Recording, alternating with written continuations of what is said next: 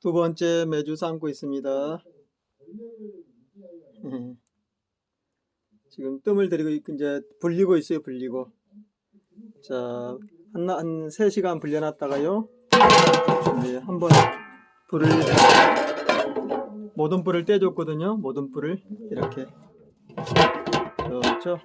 콩도 맑고 콩이 너무 깨끗해요.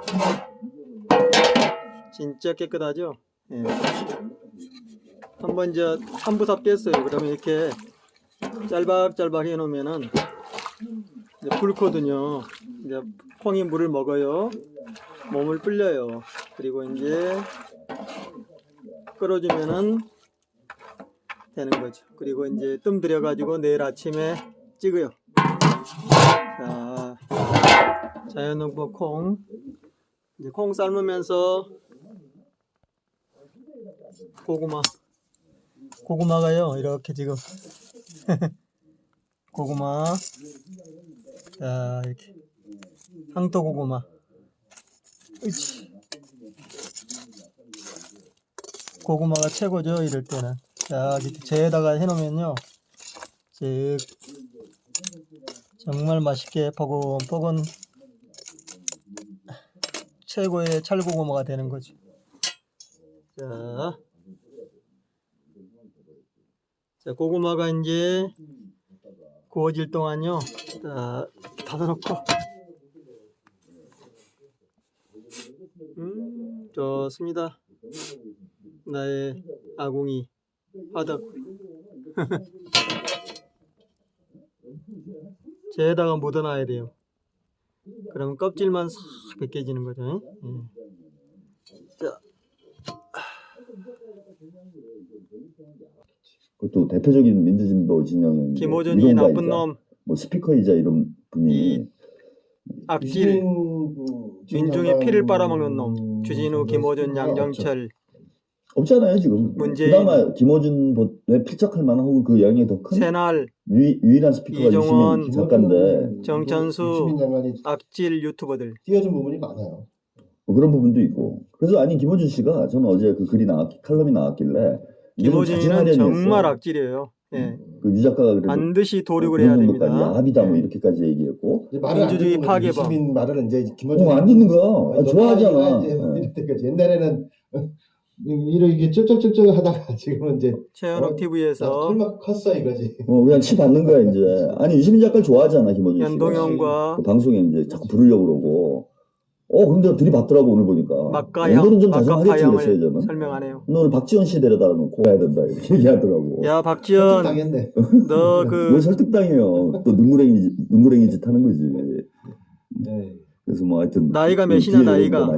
그만해라 그만해. 사실은 이제 오늘 저는 서울의 봄 보면 얘기를 한 거는 이 악질아. 수백만 원까지 들어갔고 이제 1000만 가는 건 시간 문제다. 그래서 김대중의 시대가 90이 다 되도록 그런 짓을 하고 또 해. 그 뽑아진 놈들도 김대중 시대가 문제야. 왔습니다. 그래서 이제 쿠데타를 해 너는. 선거는 안 돼 너. 민주진보 쿠데타를 성공으로 이끌어서 처벌받지 않는 저도 지금 불을 떼고 있습니다. 두 아궁이. 나와서 바로 대선으로.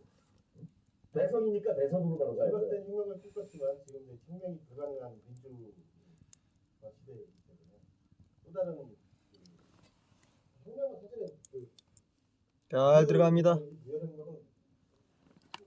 여기 지금 제가 오늘은 이제 매주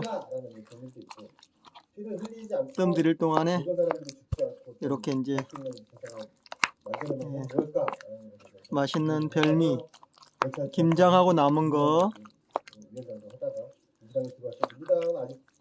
여러 가지 재료들 가지고 지금 토마토도 넣고요. 토마토, 감자, 그리고 버섯 들어가고요. 버섯, 표고버섯 제가 키운 거. 자, 맛있는 부침개를 한번 해보겠습니다. 이재명 대표가 당선되는데 부정적 역할을 겁나게 했잖아요. 찻잎도 들어가고. 자, 해봅시다. 당근, 감자, 고구마, 부추, 찻잎 몇 가지야. 당근, 국민들한테는 예, 버섯. 모습을 보이기 때문에 서울의 봄이 요즘에 지금 700만이 넘었다죠. 전두환의 살인마 전두환의 쿠데타, 12.12 반란, 정선엽 병장의 어려운 희생이 아니지, 어려운 죽음, 순지.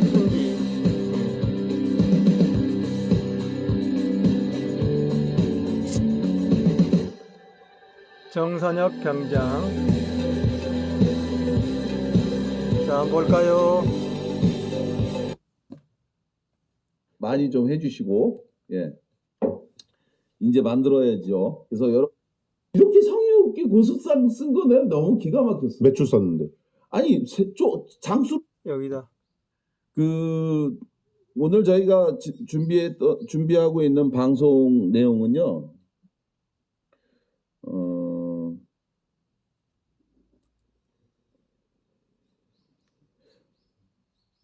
일단 12.12 군사반란에 맞춰서 영화 속에서 조인범 병장 역으로 나오는 정선엽 병장과 관련한 특집 방송 준비했습니다. 그리고 김건희 특별법과 특검법 관련해 갖고 이번 12월 달에 패스트 트랙으로 지금 지금 본격적으로 아마 불붙게 되고 있는데요. 이 건과 관련해서 굉장히 유의미한 국민 여론 조사 결과가 나왔어요. 이건 굉장히 여론이 많이 돌아섰다라고 하는 그런 내용인데, 이번에 이게 국민일보에서 여론조사한 결과입니다. 굉장히 유의미한 조사 결과가 나왔습니다, 여러분. 그동안 더불어민주당이 이른바 김건희 특검법을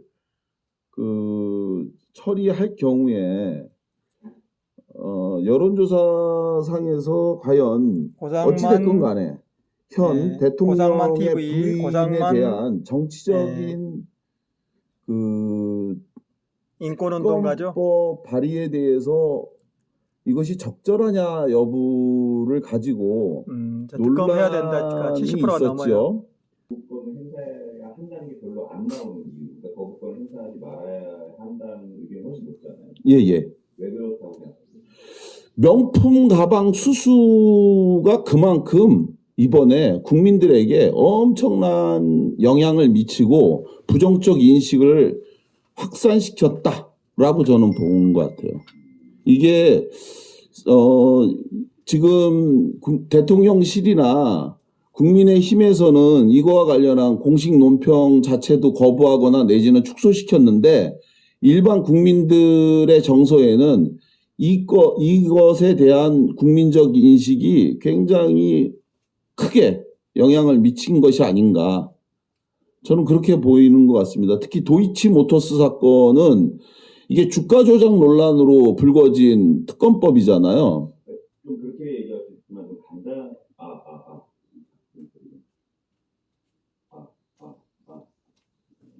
예, 이게 지금 우리 서정우 PD의 방송이 잘 안 들리나요, 여러분? 이제 다시 이 영화, 이번에는 유신 박정희 정권 하에서 이 의문사안, 이 장준하 선생 사건에 대해서 다시 제작자가 관심을 갖지 않을까, 이런 기대를 제가 갖게 됐습니다. 네. 그래서 서울의 봄이 매우 잘 돼야 됩니다, 여러분. 그래서 여러분들 서울의 봄 1000만 영화 꼭 좀 만들 수 있게 다 같이 힘을 좀 몰아주시기를 서울의 봄 함께 응원해 주십시오. 전두환의 살인, 우리 김태희님이 그러고 보니 장준하 선생을 주인공으로 하는 영화가 없군요.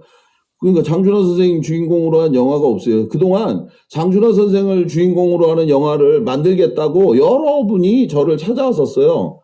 예, 사실은 여러분들이 아시는 유명 영화 감독도, 그런데 이 정선엽 병장만 조민범 예. 하나도 안 넣었어. 이것도 좀 아쉬운 부분이에요. 그래서 이분이 매칭이 안 돼. 6본 앞에서 그 죽었던 그 분인가요? 그것도 사실이 아니에요. 그것도 사실이 아니다. 자, 그래서 오늘 이걸 12.12 군사 반란일에 맞춰서 특집으로 오늘 준비했습니다. 네. 제가 일부러 오늘 넥타이도 검은 넥타이로 제가 준비를 해왔습니다. 네. 여러분. 자, 오늘 이 12.12 날인데 오늘이 군사 반란 일어난 날이에요. 그렇죠. 44년 되는 날입니다. 오늘. 44주기입니다. 예, 44년 된 날인데 올해 천만 영화가 뭐죠? 올해 딱 하나가 있어요. 범죄도시 하나가 천만 영화. 예, 범죄도시 3. 예. 이게 천만 영화를 달성했고요. 그리고 나서 지금 서울의 봄이 천만을 달성하느냐 아느냐 이걸로 이제 관심이 이제 폭발하고 있습니다. 예. 그만큼 이제 천만 영화가 2030 세대에 이게 주목받으면서 하고 있는데 범죄도시는 오락 영화잖아요. 그렇죠. 예. 근데 이 범죄도시 오락 영화와 달리 현대사의 아픔과 상처를 담은 이 영화가 과연 2030 세대 사실은 이거 굉장히 특이한 거 아닙니까? 그렇죠. 예. 이런 역사적인 영화가 2030 세대한테 이렇게 큰 주목을 받을까 예상하셨어요? 사실은 예상하지 못했죠. 그러니까 이번 상황들을 보면 제가 오늘 아침 생방송 오늘 아침에서도 얘기를 했거든요. 이거 보셨다고 다른 네. 분들이 오늘 아침 방송에서 봤다고 해서 저도 알았습니다. 근데 지금 현재 2030들은 이걸 어떻게 보고 있냐면 우선 첫 번째는 호기심이죠. 예. 그래서 내가 잘 모르고 있는 어떤 역사적 사건을 이번 기회를 통해서 좀 알아보고 싶다. 이게 이제 작동을 했겠지만 실제로는 이 현상을 즐기고 있는 거예요. 여러 가지 챌린지들을 통해서 내가 이 영화를 갖다가 봐야지만 또래 집단에서 뭔가 소통을 할 수가 있고 이러니까 그걸 즐기면서 보는 건데 그러니까 실제로 그런 위치까지 올라갔다라고 하는 게 대단한 거거든요. 너 그렇죠. 이거 안 보면 왕따 돼. 이 정도에 올라갔다는 거야. 제가 봐도 지금 왕따예요. 그러니까요. 예. 우리 서정우 PD도 보고 저도 봤는데 혼자 못 보셨는데 예. 제가 이거 하기 전에 꼭 보시라고 그랬는데 안타깝게도 감기가 드셔갖고 사실은 어제 보신다고 그랬었는데 예. 이걸 보셨으면 공감대가 더 크셨을 건데 전두광 역의 전두환 예. 이 사람에 대한 비난이 이 영화 때문에 굉장히 폭발하면서 이거 아니었으면 아마 파주 안장을 음모적으로 획책했던 이게 전면 취소되는 것까지 갈 수 있었을까? 그러니까. 아마 사람들이 그러거나 말거나 뭐 할 수도 있겠지 뭐 이러고 말았을 수도 있는데 이게 전면적으로 취소되는 그 결과도 이어진 거다. 저는 이렇게 봅니다. 그리고 또 군사반란에 맞섰던 장태환 당시 수도경비 사령관, 정승화 육참총장, 정병주 특전사령관의 비극적인 어떤 과정, 그리고 김호랑 소령의 우국 헌신 일화, 이 큰 감동으로 연일 화제. 그런데 사실 저는 이 영화를 보지 않을 생각이었습니다. 예. 왜냐하면 저는 이 이전에 있었던 화려한 휴가라든지 뭐 이런 영화들을 사실은 그동안 그 개봉관에서는 보지 않았어요. 솔직히 많이 실망을 했죠. 그리고. 네. 형님도 이런 거 개봉관에서 보신 적 있습니까? 아니 그 개봉관에서 본 적이 있는 영화들이 있는가 하면 대부분은 좀 만들 때 당시에 저는 정보들을 많이 알아요. 어떻게 만들어졌고 뭐가 어떻게 됐고 이런 얘기를 많이 듣거든요. 그러면은 솔직히 나 그래서 화려한 휴가 같은 경우는 실제로 영화관에서 보진 않았단 말이죠. 그렇죠. 네. 결말을 아는 영화의 그 비극적 결말을 굳이 보고 싶지 않고 그 끝을 보기 싫어서 뭐 사후 28년인가요? 뭐 그 영화도 있었잖아요. 전두환을 28년. 28년. 그런 것도 결국은 전두환 못 죽이니까 그것도 보기 싫더라고요. 그래서 그거는 사실은 일반적으로 나오는 것도 끝까지 안 봤던 것도 있었고 그래서 이것도 사실 보지 않으려고 했던 겁니다. 그 결말을 아니까. 그런데 이 생각을 바꾼 한 통의 전화가 있었어요. 바로 문재인 정부 시절 초대 국방부 정책실장을 지낸 여석주라고 하는 정책실장님이 저에게 전화를 주신 거예요. 지난주 초에 그분이 방금 영화를 보고 나오는 길이라고 하면서 매우 상기된 목소리로 저에게 영화를 봤냐고, 만약 보지 않았다면 꼭 좀 보라고 하면서 저에게 영화표를 보내주겠다고까지 하면서 저한테 꼭 보라는 거예요. 꼭. 그러니까 이런 식으로 여러분들이 주변 2030들을 갖다가 좀 해주시면은 더 많은 사람들이 볼 겁니다. 예. 영화표를 선물해 버려요. 그냥. 그러니까 영화표 보낼까요? 예, 제가 형님한테도 보낼까? 아, 그러세요. 예. 너무 좋아. 예. 그래서 저는 형님하고는 수준이 다르다니까. 제가 그 정도 여력은 된다고 하면서 네. 전 거절했어요. 예, 알겠어요. 제가 그 정도 여력은 됩니다. 저도 영화표 사볼 정도는 되는데 조조로 보니까 9,000원이더라고. 네. 아침 10시에. 그러면서 근데 왜, 저 사실은 영화 안 볼 생각입니다. 나 그 결말 아는데. 근데 왜 그렇게까지 저보고 영화를 보라고 하냐고 하니까 바로 오늘 제가 방송하려고 하는 인물 정선엽 병장에 대한 이야기를 이분이 하시는 거예요. 영화 서울의 봄에서 극중 조민범 병장 역으로 등장하는 이 정선엽 병장 이야기에 대해 다른 사람은 아니고 고국장이 꼭 보고 세상 사람들에게 이게 영화에서 잘못 고증된 이 부분을 제대로 얘기해 줘야 될 사람은 우리 고국장밖에 없다. 야, 그래서 아니 그 영화에 이러면 보러 갈 수밖에 없지 이건. 그 정도 얘기를 했는데 안 보러 가면 그건 배신이지. 배반이야. 아니 그러니까 그 얘기하니까 또 갑자기 의무복무 군인에 대해서는 대한민국에서 저보다 더 관심 있는 사람이 있습니까? 그러니까요. 사실은 저도 이 영화 12.12 군사 반란을 다룬 서울의 봄이 나왔다고 할 때 제일 먼저 머릿속에 떠오른 사람이 바로 저도 정선엽 병장이었어요. 정선엽 병장이 사람들이 사실 12.12 군사 반란 이야기하면 형님 퀴즈 하나 내겠습니다. 그렇습니다. 12.12 군사 반란이 일어났던 바로 이날 9시간 동안에 모두 몇 명이 사망했는 줄 아십니까? 140 몇 명 아니었습니까? 정확하게 네. 땡 틀렸습니다. 예. 3명이 죽었어요. 3명이 죽었다고요? 딱 3명 죽었어요. 놀랍죠? 12.12 군사 반란에 어떻게 많이 죽었을 것 같은데 어떻게 3명만 죽었지? 예. 자, 한 명이 누구냐? 바로 그 유명한 우리 모두가 아는 김호랑 소령입니다. 그렇죠. 김호랑 소령. 바로 정병주 특전사령관의 비서실장을 했던 그리고 그동안 무수히 많이 나왔던 영화로도 나오고 책으로도 나오고 언급됐던 김호랑 소령. 이분은 사실은 그 육사 출신이기 때문에 1990년 이 훨씬 이전에 중령으로 추석까지 되고 그렇죠. 그리고 명예적으로는 영화나 이런 걸로는 많이 언급이 됐어요. 그 죽음은 비극적이었으나 그 가족도 그 부인도 엄청나게 비극적이었으나 알려지기는 굉장히 많이 알려졌어요. 왜냐하면 출신이 육사 출신이기 때문에 그 동기들이 반발했고 싸워서 그리고 또 한 명이 누구냐? 놀랍게도 박윤관이라고 하는 일병이 또 하나 있었어요. 박윤관 일병. 그런데 이 박윤관은 누구냐? 나중에 제가 오늘은 시간적으로 언급을 못하는데 이 사람에 대해서 요즘 유승민이라고 하는 전 국회의원이 이 사람에 대해서 자꾸 언급을 하는데 이 사람은 바로 반란군 측에 서서 그날 죽은 군인입니다.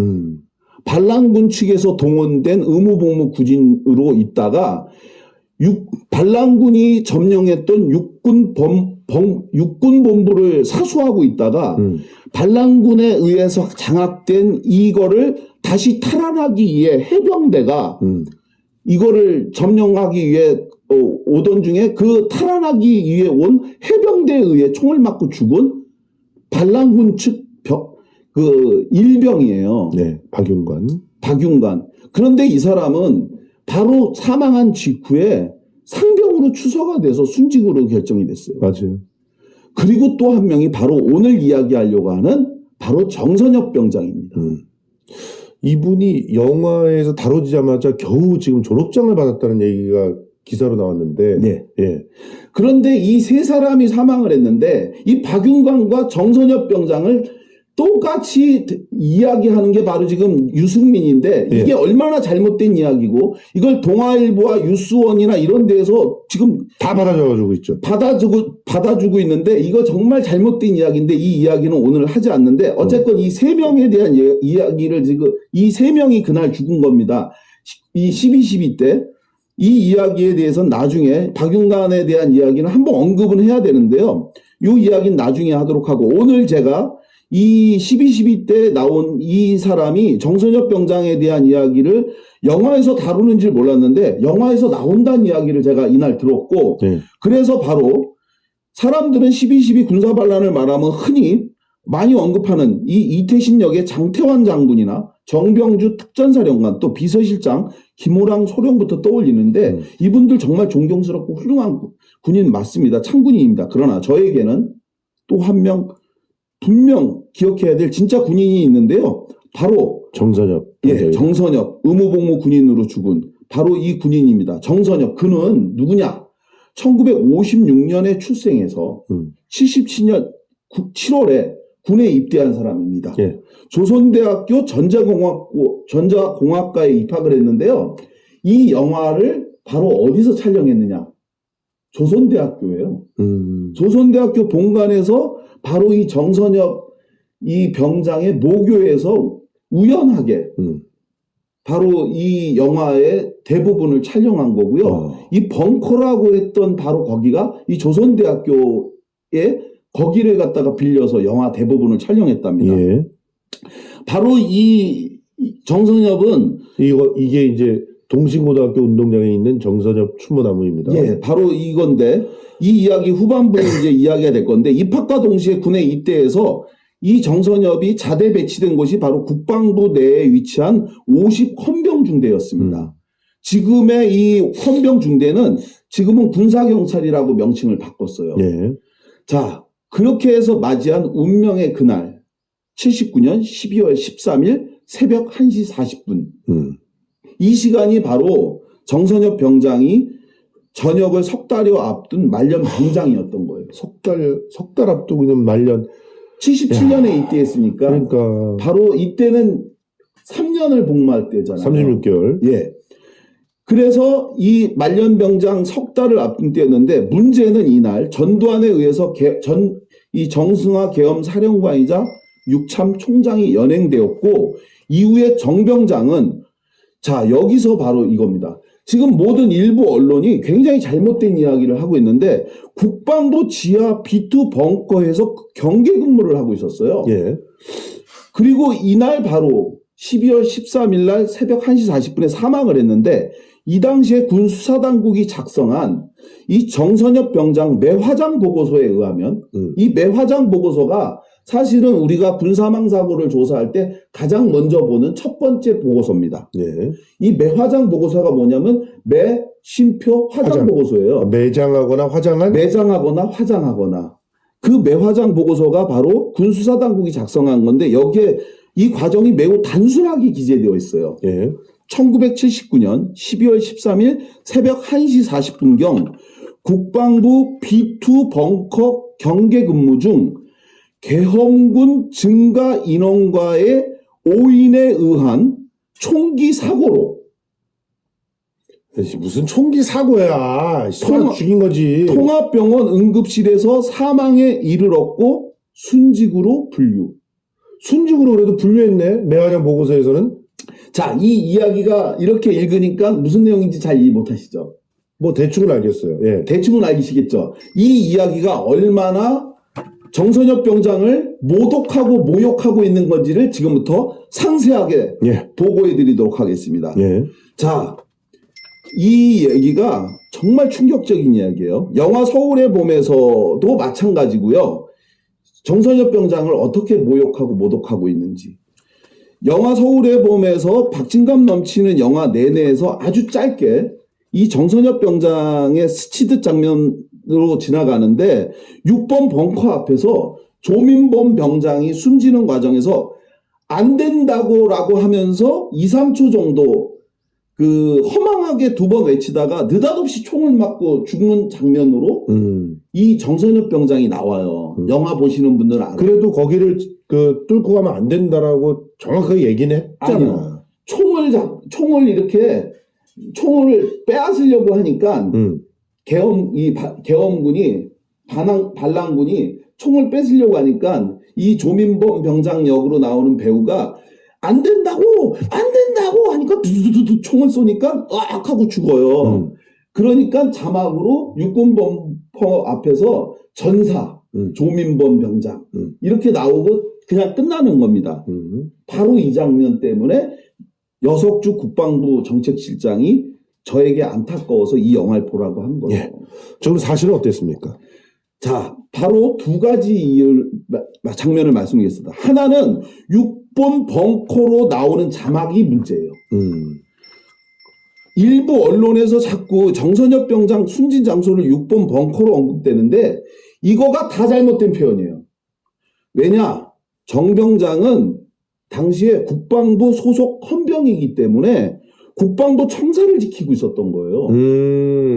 6번 벙커하고는 상관이 없어요. 그렇네. 엄청 떨어져 있네.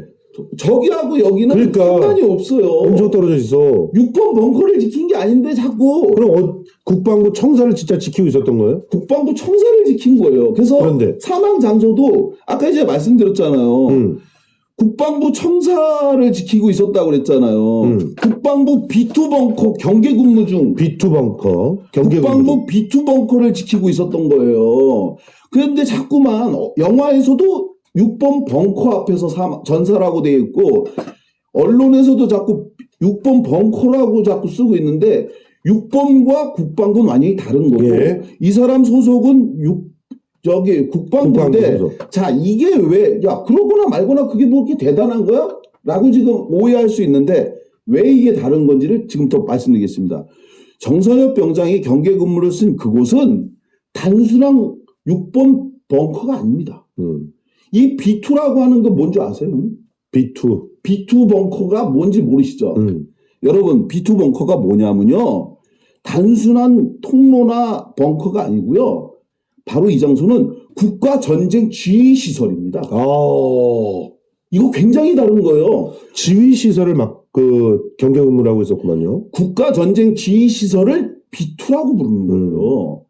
즉 유사시 국가에서 전쟁이 나면 마지막까지 전쟁을 지휘하는 그래서 끝까지 우리 군 지휘부가 사수해야 하는 최후의 보루이자 공간이었던 거예요. 그런데 영화에서 보신 것처럼 그날 밤 국방부 장관을 비롯해서 모두가 전두환 반란군을 피해 도망을 친 거예요. 벙커로 들어가야지. 거기를 지켰어야 되는 거예요. 그럼 끝까지 거기서 죽으려면 다 죽었어야 되는 거예요. 벙커에서 지휘를 갖다 해야 될 거 아니야. 명령을 B2 내리고. 벙커를 거기서 죽으려면 국가가 망할 때까지 거기서 다 있다가 죽었어야 되는 거예요. 그런데 거기를 다 도망가고 이 정선엽 병장이 혼자서 지키고 있어. 거기를 지키고 있었던 거예요. 그런데 더 놀라운 건 뭐냐? 사실은 정선엽 병장은 원래 거기가 그날 근무지가 아니었어요. 진돗개 하나가 군사반란으로 발령이 나니까 국방부에서는 원래 그날 모두 경계 근무에 배치가 됩니다. 그래서 추가로 증강이 됐는데 그러니까 이날 말년이었던 이 정병장을 배려하기 위해서 국방부는 이 청내 내부의 보안실로 넌 가라. 넌 말년이니까 위험하니까 너는 그냥 내부 보안실로 가라. 그래서 국방부 청사에 있는 내부의 안전한 시설로 보내려고 원래 계획을 짰는데 그러니까 국가전쟁 지휘시설인 이 B2로 누굴 보냈냐면 이등병을 보내려고 했어요. 그러니까 그 사실을 알게 된 이 정병장이 이 사람이 태권도 유단자의 체격이 이 별명이 뭐였냐면 정장군이었다고 해요. 굉장히 체격도 건장하고 그래가지고 이 사람이 안 됩니다. 이게 굉장히 중요한 시설이고 다 도망가고 사람도 없는데 제가 가겠습니다 하고 오히려 이등병을 자기가 가려고 했던 내부 청사 이 보안실로 가라 그러고 자기가 자청해서 이 길로 갔다. 이게 당시에 여기에 있는 목격자들의 증언으로 밝혀진 사실입니다. 멋지다. 그래서 간 그 길이 정병장의 마지막 모습이었다. 이게 정병장의 마지막 모습이에요. 그냥 명령에 의해서 간 게 아니고. 그런데 이 상황에서 여석주 실장이 지적한 두 번째 아쉬운 장면이 뭐냐? 조민변 병장이 단순히 총을 뺏으려는 반란군에게 안 된다고만 두 번 외치다 허망하게 총을 맞는 장면. 이게 또 사실이 아닙니다. 뭐냐? 정선엽 병장은 최후의 순간에 단지 그렇게만 말하는 게 아니고요. 진실을 아는 제가 그 영화의 그 장면을 딱 본 순간 저도 그야말로 맥이 탁 풀릴 정도로 어이가 없었어요. 진실이 뭐냐? 이날 국방부로 진입하면서 6번 벙커를 장악하고 그리고 공수부대가 중대로 국방부로 진입하면서 동시에 경계 병력 무장을 전부 해제시킵니다. 어떻게 해제시킨 줄 아세요?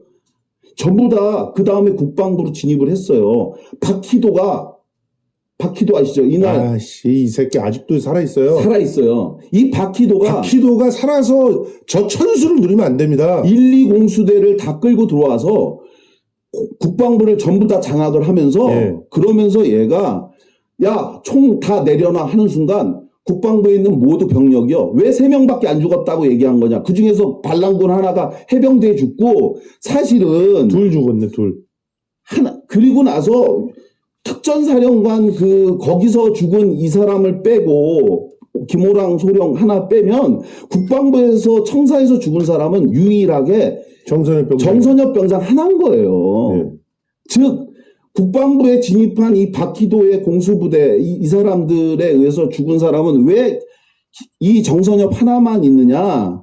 바로 야, 총 내려놔 하니까 모두가 다 따른 거예요. 그런데 이 바로 정선엽 병장만 유일하게 이 총 내려 하니까 유일하게 이 정선엽 병장만 총을 안 내린 거죠. 자, 무슨 일이 있었냐? 당시 이 상황을 목격했던 병사의 증언입니다. 살아서 평소에는 국방부 지하 B2, 아까 말씀드린 것처럼 국가 전쟁 지휘 시설인 이 B2에 이중 출입문이 있대요. 당연히 방어하기에 철책 문이 2개가 있는데 평상시에는 그 안쪽에서 경계 근무를 쓰는데 이날은 추가로 있으니까 바깥쪽으로 이 정선엽 병장이 근무하고 있던 중에 바깥문 출입문 쪽에 있는데 새벽 1시 40분경에 반란군이 쏜 총성을 듣고 이 정선엽 병장이 그 계단을 향해서 상황을 보기 위해 위로 올라갔대요. 그러다가 올라가니까 반란군이 위에서 내려오는 것과 마주쳤다는 겁니다.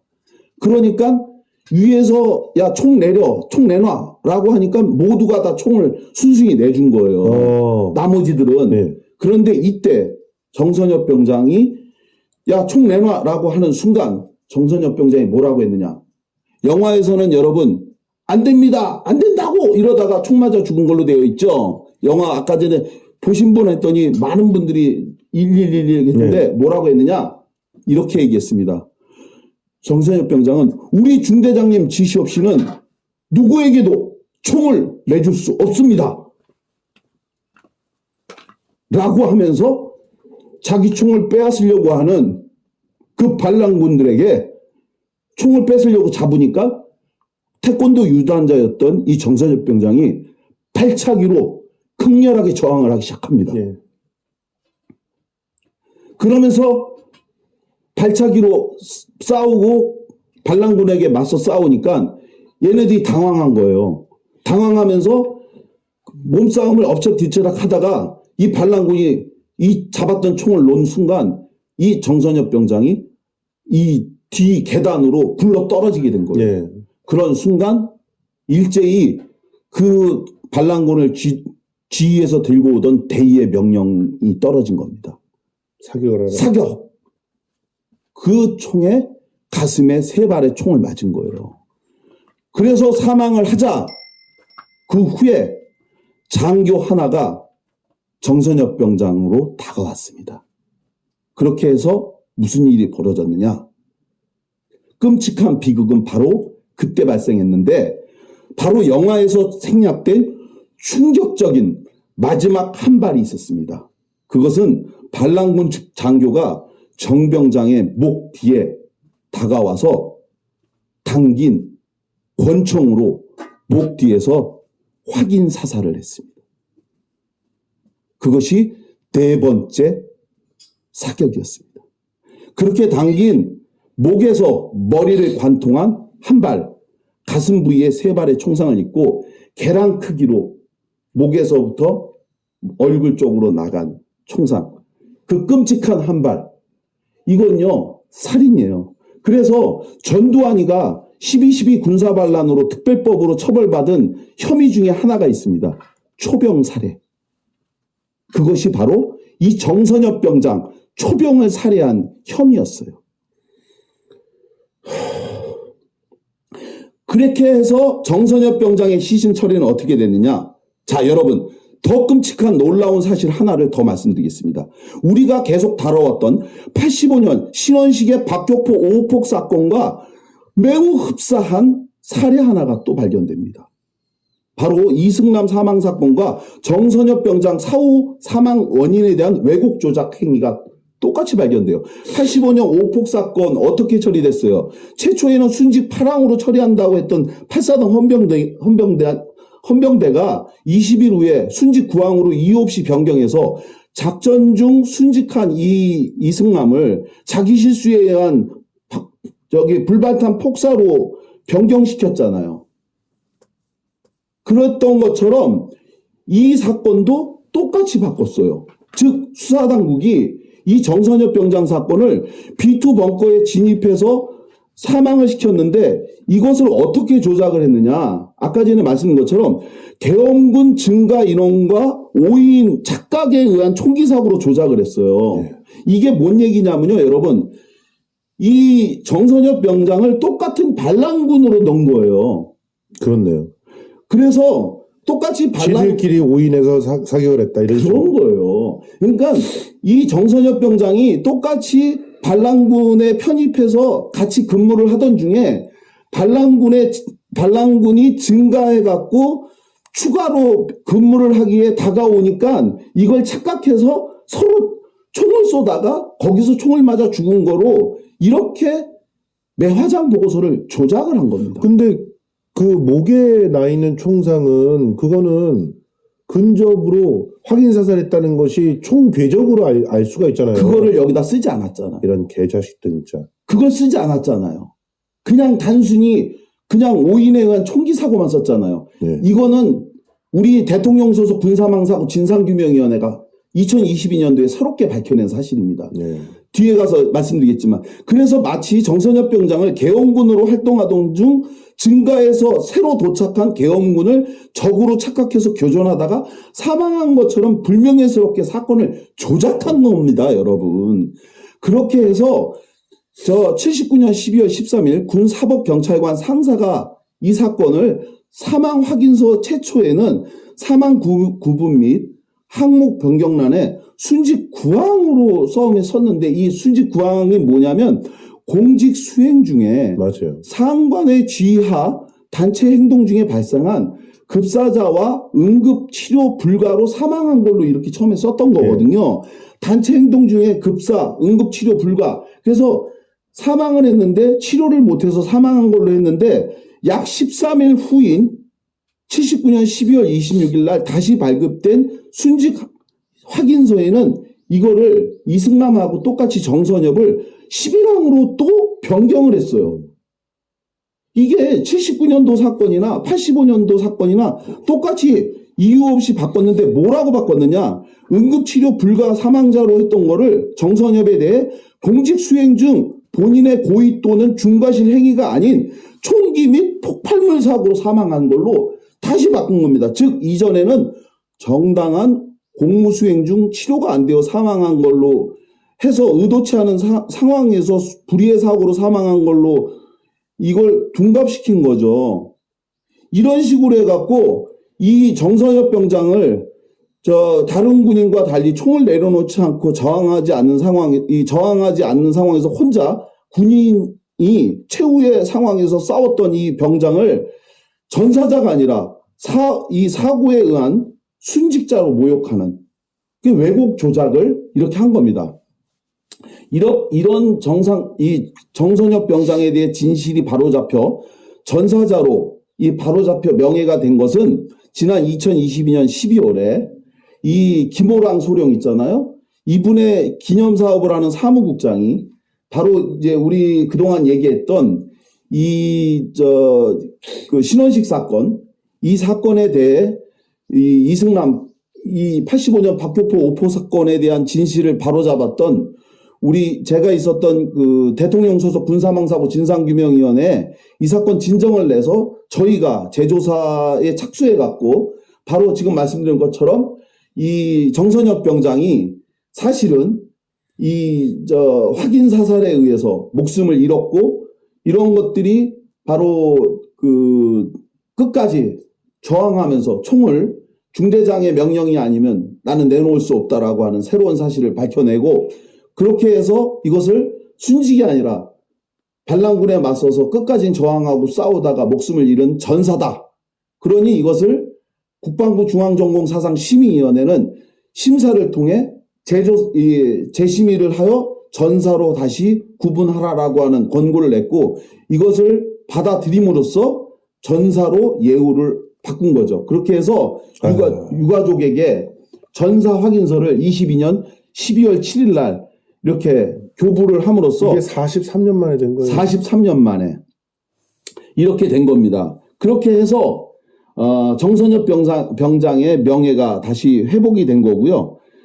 2017년도 광주 흥사단 아카데미 활동을 함께했던 이 정병장의 고등학교 친구들이 정병장의 모교였던 광주 동신고등학교에 글을 그리는 지금 보시는 것처럼 네. 정선엽 병장의 소나무를 한 그루를 심고 의로운 동문 바로 이 정선엽 병장 나무를 심어줬는데요. 이렇게 해서 정병장의 그 아카데미 활동을 했던 친구들이 이러한 지금까지 말씀드렸던 내용에 대해서 이 정선엽 병장을 그 일대기를 그린 새로운 기념 조형물도 세운다고 합니다. 예, 정선엽 병장입니다. 한편 정말 안타깝고 슬픈 사연 하나 더 말씀을 드릴게요. 바로 이 총이에요. 이 네. 총으로 정선엽 병장의 목 뒤에 장교 하나가 이건 정말 끔찍한 거예요. 이미 숨진 정병장의 목 뒤에 확인 사살을 했던 숨져가고 있는 사실상 숨진 거죠. 근데 네. 이거를 정말로 확인 사살까지 할 정도로 잔인한 그런데 그 가해자는 끝내 찾질 못했어요. 그 가해자 장교가 누군지 찾지 못했